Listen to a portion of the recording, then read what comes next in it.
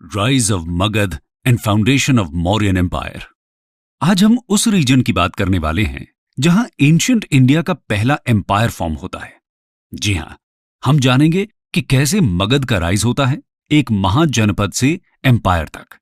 इसी बीच हम बात करेंगे अलेक्जेंडर के फेमस इन्वेजन की और फाइनली बढ़ेंगे मौर्यन एम्पायर के फाउंडेशन की तरफ। आइए शुरू करते हैं सबसे पहले मगध की जियोग्राफी से। Geography of Magadh. मगध 16 महाजनपदों में से एक था। ये आज के बिहार स्टेट के पटना, गया, नालंदा और शाहबाद डिस्ट्रिक्ट्स को कवर करता था। इसके साउथ वेस्ट में अवंती था, नॉर्थ वेस्ट में कोसाल और नॉर्थ में वज्जी कन्फेडरेसी। इसकी अर्ली कैपिटल थी राजगृह, जो बाद में शिफ्ट होकर बनती है पाटलिपुत्र। ये एरिया फर्टाइल सॉइल और रिच आयरन माइंस का सोर्स था।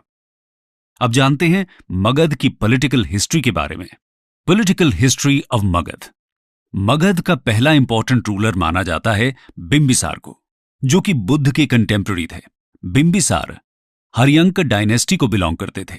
ये 52 इयर्स तक मगध के राजा रहते हैं, रफली from 544 BC to 492 BC। Bimbisara Magadh की टेरिटरी को बढ़ाते हैं through marriage alliances and war. Kosala की प्रिंसेस के साथ मैरिज करने पर इनको काशी का कुछ पार्ट डाउरी में मिलता है। वहीं अंगा को वॉर में जीत लिया जाता है। साथ ही वैशाली की लिच्छवी प्रिंसेस के साथ शादी करने से मगध की डिप्लोमैटिक पावर बढ़ती है। कहा जाता है कि बिंबिसार को उनके ही बेटे अजातशत्रु इम्प्रिजन कर देते हैं और मार देते हैं। लेकिन बिंबिसार की डेथ का मतलब यह नहीं था कि मगध की पावर कम हो जाए। मगध की पावर और भी ज्यादा बढ़ जाती है अंडर अजातशत्रु, जो 492 BC में मगध की राजगद्दी पर बैठते हैं। अजातशत्रु कोसाल के राजा प्रसेनजीत पर अटैक करते हैं और पूरे काशी पर अपना कंट्रोल एस्टैब्लिश करते हैं। उसके बाद ये टारगेट करते हैं वज्जी को, जिसमें कंस्पिरेसी की हेल्प से डिसेंशन पैदा कर जीत हासिल करते हैं। अजातशत्रु रूल करते हैं 460 BC तक। उसके बाद मगध के राजा बनते हैं उदयन। उदयन गंगा और सोन नदी के कॉन्फ्लुएंस पर एक फोर्ट कंस्ट्रक्ट करवाते हैं। उदयन के बाद एक नई डायनेस्टी आती है मगध में, शिशुनाग की। इनका सबसे बड़ा अचीवमेंट था अवंती की पावर को डिस्ट्रॉय करना। शिशुनाग डायनेस्टी लंबे समय तक नहीं रहती और उसकी जगह आती है नंद डायनेस्टी। नंदर्स को इंडिया का पहला एम्पायर बिल्डर भी कहा जाता है। तो अब थोड़ा डिटेल में जानते हैं पावरफुल नंद डायनेस्टी के बारे में। Story of Nand dynasty. Nand dynasty 343 से 321 BC के बीच मगध को रूल करती है। इसके फाउंडर थे महापद्मनंदा। पुराणास में महापद्मनंदा को क्षत्रिय क्लास का सफाया करने वाला कहा गया है, क्योंकि इन्होंने नॉर्दर्न इंडिया की सभी रूलिंग डायनेस्टीज जैसे कि पांचालस, कुरुज, अस्मकस, इक्ष्वाकुस, सूर्यसेनाज एटसेट्रा को हराकर इनके स्टेट्स को एनेक्स कर लिया था। इंडिया और ग्रेको रोमन ट्रेडिशंस इनको लो बर्थ का बताते हैं। बुद्धिस्ट टेक्स्ट्स में इनको अननोन लीनियज का बताया गया है। सभी सोर्सेज में नंद डायनेस्टी के 9 रूलर्स बताए गए हैं, लेकिन इनके नाम को लेकर सभी में डिफरेंस देखने को मिलता है। लास्ट नंद किंग धननंद को बताया जाता है, जो महापद्मनंद के बेटे थे। इनके पास एक विशाल सेना थी। ग्रीक सोर्सेस के अकॉर्डिंग नंद की सेना में 20,000 कैवलरी, 2 लाख इन्फेंट्री, 2,000 चैरियट्स और 3,000 एलिफेंट्स थे। महापद्मनंद कलिंग को भी कॉन्कर कर लेते हैं। लास्ट नंद रूलर धननंद के टाइम में ही अलेक्जेंडर का इन्वेजन इंडिया पर होता है। लेकिन अलेक्जेंडर की आर्मी ईस्ट में मगध की सेना का सामना करने के लिए आगे नहीं बढ़ती, इसलिए अलेक्जेंडर और धननंद कभी आमने सामने नहीं आते। लेकिन धननंद अपने असभ्य स्वभाव और शोषणकारी टैक्स पॉलिसीज की वजह से अनपॉपुलर बन जाते हैं और मगध की प्रजा उनके खिलाफ जाकर चंद्रगुप्त मौर्य की हेल्प करती है मगध का राजा बनने में।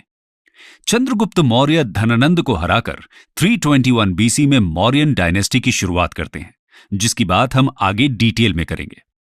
तो दोस्तों, मगध के राइज को तो हमने जान लिया। अब आइए समझते हैं कि ऐसे क्या रीजंस थे कि 16 महाजनपदास में से मगध ही एक एम्पायर फॉर्म करने में सक्सेसफुल होता है। कॉजेज ऑफ मगध's सक्सेस। मगध की सक्सेस के पीछे बहुत सारे फैक्टर्स थे, जैसे एक रीजन था एम्बिशियस और काबिल रूलर्स का होना, चाहे वो बिंबिसार हो या महापद्मनंदा। ये सभी रूलर्स मगध की पावर बढ़ाने के लिए पैशनेट थे। दूसरा फैक्टर था मगध की जियोग्राफिकल लोकेशन। यहां पे रिच आयरन माइंस थी, जिससे मगध के रूलर्स को वेपन्स की इजी सप्लाई पॉसिबल थी।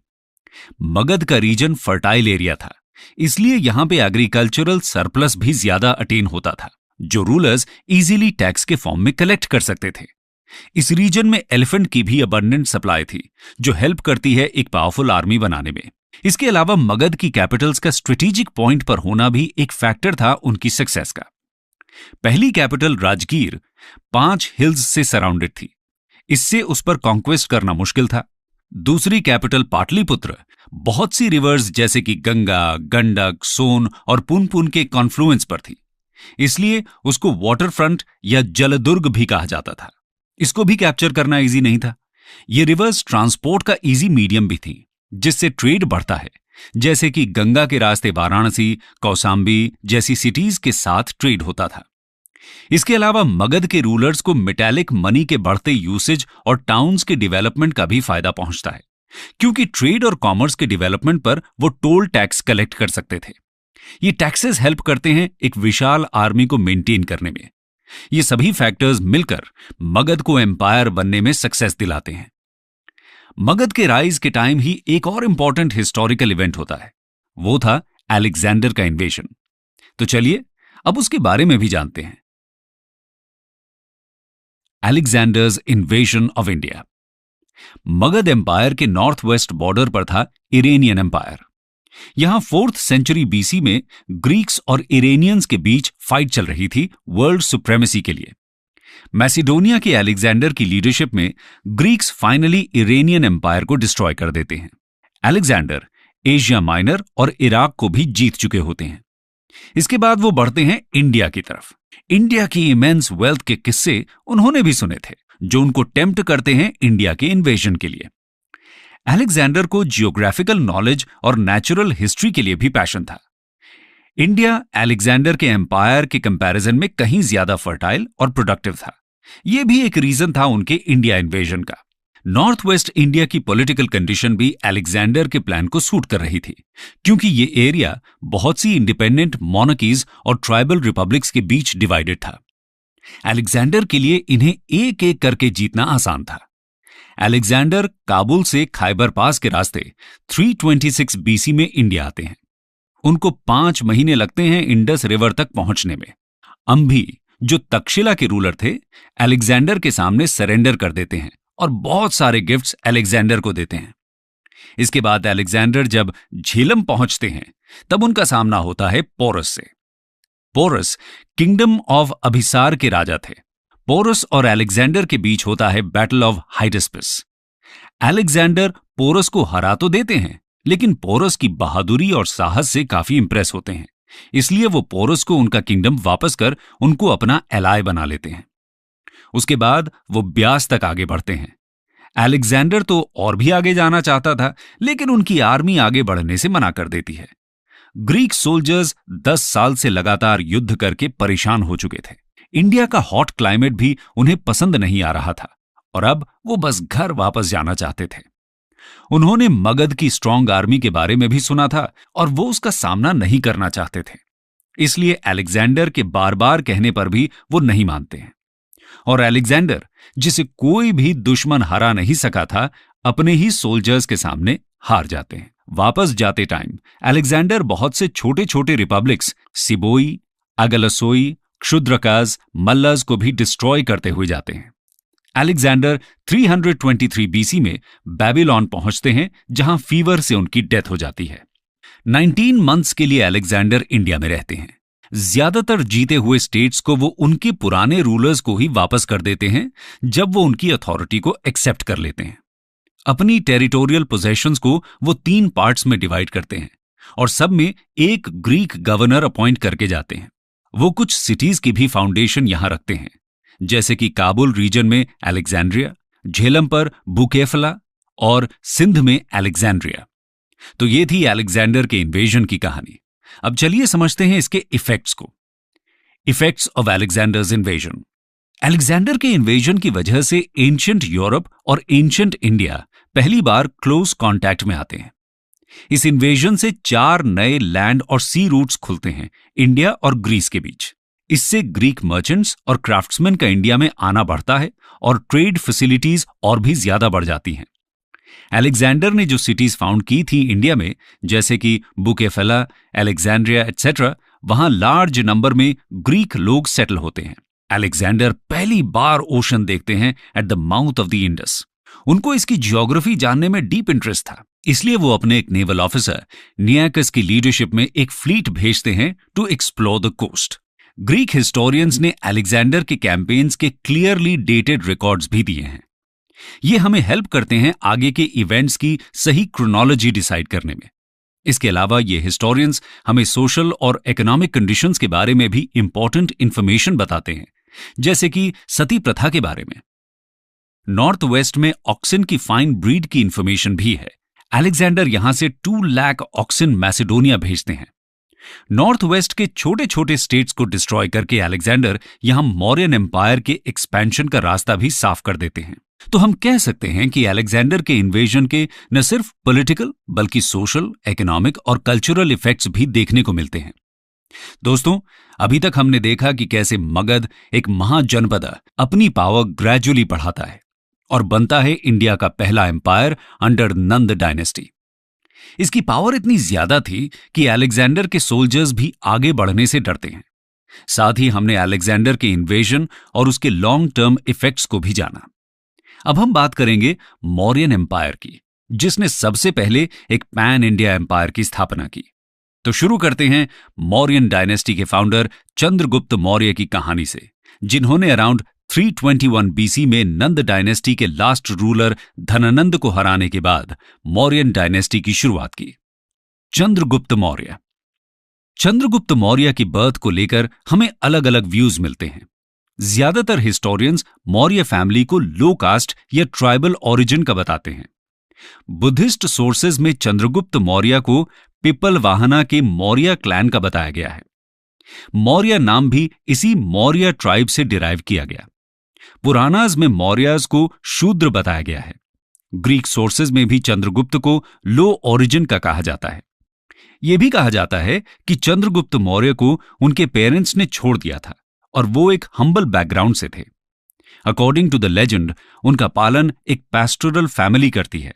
दूसरी तरफ चाणक्य एक ऐसे व्यक्ति को ढूंढ रहे थे जो नंद डायनेस्टी को खत्म करने में उनकी हेल्प कर सके। चंद्रगुप्त अपने दोस्तों के साथ खेल रहे थे जब चाणक्य उन्हें पहली बार देखते हैं। चंद्रगुप्त की लीडरशिप स्किल्स से इंप्रेस होकर चाणक्य उन्हें अडॉप्ट कर लेते हैं और ट्रेनिंग देते हैं। अब जानते हैं कि कैसे चंद्रगुप्त बनते हैं मगध के राजा। चंद्रगुप्ता's rise to power. Chandragupta Chanakya की हेल्प से अपनी एक आर्मी बनाते हैं। इस आर्मी की हेल्प से वो नॉर्थ वेस्ट के एरिया को जीत लेते हैं। यहां अलेक्जेंडर के जाने के बाद सिचुएशन ऐसी थी कि कोई भी पावरफुल रूलर नहीं था, इसलिए इसको जीतना बहुत आसान था। इसके बाद वो नंद रूलर धनानंद की आर्मी को हराकर 321 बीसी में मगध के राजा बनते हैं। धनानंद और चंद्रगुप्त मौर्य के बीच हुई बैटल की डिटेल्स हिस्टोरिकल सोर्सेज में नहीं मिलती। हम बस इतना जानते हैं कि चंद्रगुप्त मौर्य की जीत होती है और नंद डायनेस्टी के शासन का एंड। अब जानते हैं चंद्रगुप्त मौर्य के राजा बनने के बाद के कुछ अचीवमेंट्स को। चंद्रगुप्त मौर्य's अचीवमेंट्स। मिलिट्री फ्रंट पर चंद्रगुप्त मौर्य का सबसे पहला चैलेंज था सेल्यूकस निकेटर से सामना। 305 बीसी के अराउंड इंडस रिवर के वेस्ट के एरियाज में सेल्यूकस निकेटर रूल कर रहे थे। ये अलेक्जेंडर के गवर्नर थे। चंद्रगुप्त मौर्य और सेल्यूकस निकेटर के बीच युद्ध में चंद्रगुप्त जीत जाते हैं। अराउंड 303 बीसी में दोनों के बीच एक शांति समझौता होता है, जिसमें Seleucus Nicator eastern Afghanistan, Balochistan और इंडस के वेस्ट का एरिया चंद्रगुप्त मौर्य को दे देते हैं। दोनों के बीच एक मैरिज अलायंस भी होता है। कहा जाता है कि सेल्यूकस निकेटर अपनी बेटी की शादी चंद्रगुप्त से करते हैं। साथ ही वो ग्रीक एम्बेसडर मेगेस्थनीज को मौर्यन कोर्ट में भेजते हैं। मेगेस्थनीज काफी सालों तक मौर्यन कोर्ट में रहते हैं और इंडिका नाम की बुक लिखते हैं। इसके बारे में हम आगे जानेंगे, क्योंकि ये एक इंपॉर्टेंट हिस्टोरिकल सोर्स बन जाता है मौर्यन एम्पायर का। इसके अलावा हिस्टोरियंस मानते हैं कि वेस्टर्न इंडिया और डेक्कन में भी चंद्रगुप्त अपना कंट्रोल स्टैब्लिश करते हैं। सिर्फ आज के केरला, तमिलनाडु और ईस्ट इंडिया के पार्ट्स चंद्रगुप्त मौर्य के एम्पायर का हिस्सा नहीं थे, लेकिन अलग अलग पार्ट्स को जीतने की डिटेल्स हमें नहीं मिलती। ग्रीक राइटर्स सिर्फ इतना लिखते हैं कि 6 लाख की आर्मी से चंद्रगुप्त मौर्य पूरे देश को जीत लेते हैं। सौराष्ट्र या काठियावाड़ में इनका कंट्रोल था। यह बात प्रूव होती है रुद्र दमन के जूनागढ़ रॉक इंस्क्रिप्शन से। इसमें लिखा गया है कि चंद्रगुप्त मौर्य के गवर्नर पुष्यगुप्ता ने यहां फेमस सुदर्शन लेक को बनवाया था। तो हम कह सकते हैं कि चंद्रगुप्त मौर्य एक बहुत बड़ा एम्पायर एस्टैब्लिश करने में सफल होते हैं। फाइनली वो अपने बेटे के फेवर में राजगद्दी छोड़ देते हैं और जैन मंक भद्रबाहु के साथ कर्नाटका चले जाते हैं। यहां पर जैन रिलीजियस सेंटर श्रवणबेलगोला में वो अपनी बाकी की लाइफ स्पेंड करते हैं। फाइनली जैन प्रैक्टिस सल्लेखाना यानी स्लो स्टार्वेशन के द्वारा मृत्यु को प्राप्त करते हैं। अब जानते हैं चंद्रगुप्त मौर्य के सक्सेसर बिंदुसार के बारे में। बिंदुसार चंद्रगुप्त मौर्य और उनकी पत्नी दुर्धरा की संतान थे। एक लेजेंड के अनुसार चाणक्य स्मॉल डोसेज में चंद्रगुप्त मौर्य के खाने में पॉइजन मिलाते थे, जिससे उनकी बॉडी यूज्ड टू हो जाए और एनिमीज के द्वारा पॉइजन देने पर भी चंद्रगुप्त मौर्य की मृत्यु न हो। अनफॉर्चुनेटली प्रेगनेंसी की लास्ट स्टेज में क्वीन दुर्धरा चंद्रगुप्त मौर्य के लिए बना हुआ खाना खा लेती हैं। चाणक्य समझ जाते हैं कि दुर्धरा अब नहीं बचेंगे, इसलिए वो अनबॉर्न बच्चे को बचाने का डिसीजन लेते हैं और तलवार से दुर्धरा के वूम को कट करके बच्चे को बचा लेते हैं, जिसका नाम बाद में रखा जाता है बिंदुसार। 297 बीसी में चंद्रगुप्त मौर्य के साउथ चले जाने के बाद बिंदुसार राजा बनते हैं। ग्रीक सोर्सेज में इनको एमिट्रोकटीज कहा गया है। इनको स्लेयर ऑफ फोज यानी कि दुश्मनों का विनाश करने वाला भी बोला जाता है, लेकिन इनकी विक्ट्रीज के बारे में हिस्टोरिकल सोर्सेज में डिटेल नहीं मिलती। लेकिन यह माना जाता है कि इनके ही रूल के टाइम डेक्कन के एरिया पर मौर्यन कंट्रोल एस्टैब्लिश होता है। इनके कॉन्टैक्ट्स सीरिया के सेल्यूसिड राजा एंटियोकस I के साथ भी थे। ये एंटियोकस से रिक्वेस्ट करते हैं स्वीट वाइन, ड्राइड फिग्स और एक सोफिस्ट भेजने के लिए। इनकी रिलीजियस लीनिंग्स आजीविकाज सेक्ट की तरफ थी। बुद्धिस्ट सोर्सेज के अनुसार इनकी डेथ होती है अराउंड 273 से 272 बीसी में। इसके बाद 4 साल तक इनके बेटों के बीच युद्ध चलता है सक्सेशन के लिए, जिसमें अल्टीमेटली अशोक को जीत मिलती है और वो बनते हैं मौर्यन डायनेस्टी के अगले राजा। सम्राट अशोक के बारे में हम विस्तार से अगले वीडियो में चर्चा करेंगे। और अब हम जानते हैं मौर्यन एडमिनिस्ट्रेशन के बारे में। Mauryan administration. Mauryan empire 4 provinces में विभाजित था। उसकी सेंट्रल कैपिटल पाटलिपुत्र में थी। 4 प्रोविंशियल कैपिटल्स थीं, तोसाली, उज्जैन, सुवर्णगिरी और Takshashila. Mauryan empire highly centralised था, मतलब सारी पावर का सोर्स सेंट्रल अथॉरिटी के पास था। यह सेंट्रल अथॉरिटी किंग होता था, वही मंत्रियों और ऑफिशियल्स को अपॉइंट करता था। किंग को असिस्ट करने के लिए काउंसिल ऑफ मिनिस्टर्स यानी कि एक मंत्री परिषद होती थी। मंत्री परिषद के हेड को मंत्री परिषद अध्यक्ष कहते थे। काउंसिल के बाकी मेंबर्स थे युवराज यानी द क्राउन प्रिंस, पुरोहित यानी द चीफ प्रीस्ट, द सेनापति यानी द कमांडर इन चीफ और अमात्य यानी कि civil servants and few other ministers. इसके अलावा मौर्यन एम्पायर में बहुत सारे ऑफिसर्स होते थे जो कुछ इस तरह कैटेगराइज्ड थे। पहले तीर्थस और अमात्यस, ये हाई रैंकिंग ऑफिशियल थे, आज के सेक्रेटरीज की तरह। ये एडमिनिस्ट्रेटिव और जुडिशियल रोल निभाते थे। इनकी संख्या 18 थी। दूसरे अध्यक्ष, रैंक में ये तीर्थस के बाद आते थे। टोटल 20 अध्यक्षस थे। इनके पास मिलिट्री और इकोनॉमिक फंक्शंस होते थे। और थर्ड महामत्यस, हायर रैंकिंग ऑफिशियल्स। अध्यक्षस मिलकर एक सेक्रेटेरिएट बनाते थे जो बहुत से डिपार्टमेंट्स में डिवाइड होता था, जैसे कि revenue, military, espionage and police department. इसके अलावा प्रोविंशियल एडमिनिस्ट्रेशन में भी अलग अलग ऑफिसर्स होते थे, जैसे कि प्रदेशिका यानी मॉडर्न डिस्ट्रिक्ट मैजिस्ट्रेट्स, स्थानिका यानी tax collecting officer under pradeshika, durgapal यानी कि गवर्नर ऑफ फोर्ट, अंतपाल यानी गवर्नर ऑफ फ्रंटियर, अक्षपटल यानी अकाउंटेंट जनरल, लिपिकार्स यानी स्क्राइब्स, और गोपर्स रिस्पॉन्सिबल फॉर अकाउंटेंट्स एटसेट्रा। इन सारी इंफॉर्मेशन से हम कह सकते हैं कि मौर्याज का एडमिनिस्ट्रेशन सिस्टम बहुत डेवलप्ड था। अब बात करते हैं दो ऐसे सोर्सेज की जिससे हमें मौर्यन एम्पायर और एडमिनिस्ट्रेशन के बारे में इंफॉर्मेशन मिलती है, कौटिल्य का अर्थशास्त्र और मेगास्थनीज की इंडिका। कौटिल्य एंड हिज अर्थशास्त्र। कौटिल्य तक्षशिला यूनिवर्सिटी के स्कॉलर थे। इनको चाणक्य या विष्णुगुप्त के नाम से भी जाना जाता है। हमने थोड़ी देर पहले देखा कि इन्होंने ही चंद्रगुप्त मौर्य की हेल्प की थी नंदस को हराने में। राजा बनने के बाद चंद्रगुप्त मौर्य चाणक्य को प्राइम मिनिस्टर बनाते हैं। कौटिल्य ने लिखी थी अर्थशास्त्र, जो कि एक बुक है स्टेट क्राफ्ट और पब्लिक एडमिनिस्ट्रेशन के ऊपर। यह संस्कृत लैंग्वेज में लिखी गई थी। ओरिजिनल अर्थशास्त्र को 1905 में रुद्रपतन श्यामशास्त्री, जो एक संस्कृत स्कॉलर एंड लाइब्रेरियन थे, उन्होंने डिस्कवर किया था।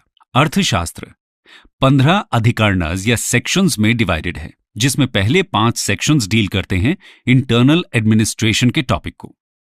नेक्स्ट 8 सेक्शंस में इंटरस्टेट रिलेशंस को डिस्कस किया गया है और लास्ट 2 सेक्शंस में बाकी मिसलेनियस टॉपिक्स मिलते हैं। इसमें अराउंड 6000 श्लोकास हैं। इसका कंपैरिजन मैकियावेली की प्रिंस से किया जाता है। अर्थशास्त्र में स्टेट की सप्तांग थ्योरी हमें मिलती है, मतलब स्टेट के 7 लिम्स बताए गए हैं, जैसे कि किंग, मित्र यानी फ्रेंड, दंड यानी आर्मी, कोश यानी ट्रेजरी, दुर्ग यानी फोर्ट, जनपद यानी टेरिटरी और अमात्य यानी मिनिस्टर्स। इसमें स्लेव्स के 9 टाइप्स बताए गए हैं।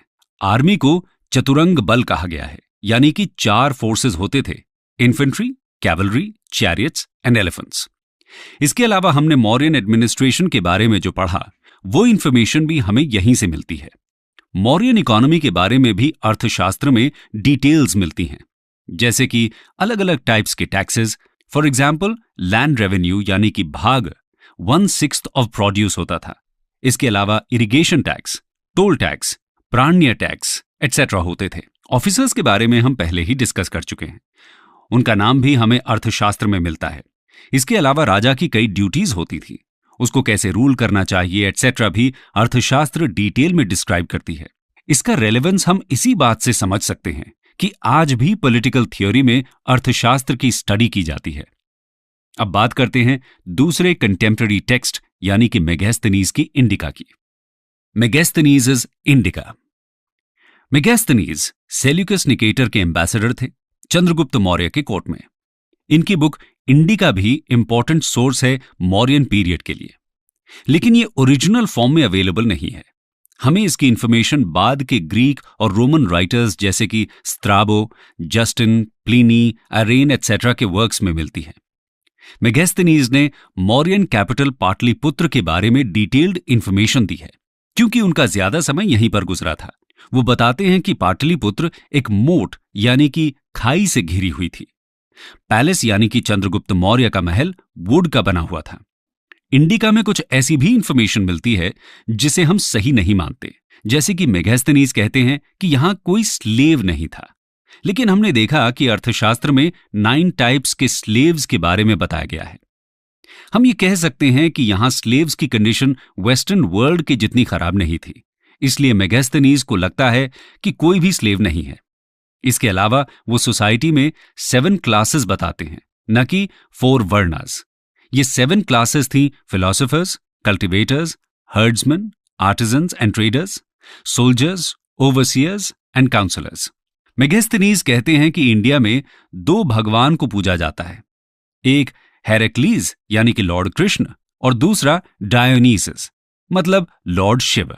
ये कहा जा सकता है कि इंडिका से हमें कंटेम्पररी मौर्यन पीरियड के बारे में काफी जानकारी मिलती है, लेकिन ध्यान रखने वाली बात यह है कि इसमें मिली इंफॉर्मेशन को बाकी के कंटेम्पररी सोर्सेस से एनालाइज करना जरूरी है, तभी हम सही और गलत इंफॉर्मेशन में फर्क कर सकते हैं। Concluding remarks. तो दोस्तों, हमने जाना कि कैसे एक हम्बल ओरिजिन से शुरुआत करके चंद्रगुप्त मौर्य बनाते हैं अपने टाइम का सबसे बड़ा एम्पायर, और कैसे इस एम्पायर में एक स्ट्रॉन्ग सेंट्रलाइज्ड एडमिनिस्ट्रेशन को मेंटेन किया जाता था। कहा जाता है कि उनका एम्पायर कंपैरिजन में अलेक्जेंडर द ग्रेट के एम्पायर से कम नहीं था। उनकी ही लेगेसी को आगे बढ़ाते हैं उनके बेटे बिंदुसार, जिनकी कहानी हमने जानी, और बिंदुसार के बाद आते हैं अशोक, जिनके बारे में हम नेक्स्ट लेक्चर में पढ़ेंगे।